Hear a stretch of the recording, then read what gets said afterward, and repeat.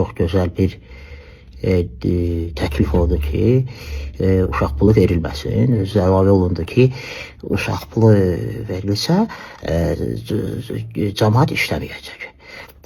Çox düzgün qeyd olunub və mən özümdən əlavə edərdim, əlavəmlə dəstəkləyərdim.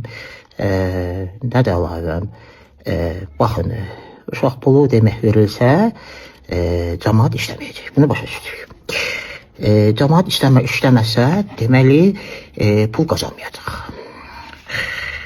Pul qazanmasa, deməli, özlə paltar ala bilməyəcək. Əsas məsələ burada başlayır. Baxın, paltar ala bilməsə, onda cəmaət lüt gəzəcək.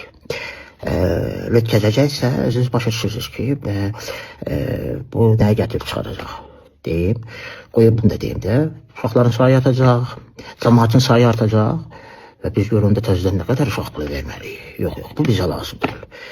Mən ümumiyyətlə, bir keçmiş məmur kimi, siyasətçi kimi, keçmiş partiya sədri kimi deyim ki, mənim partiyam, qəşəng bir partiyam var idi, Dəxlisiz partiyası. Mən bu cür dəxlisiz bütün ideyaları dəstəkləyirəm.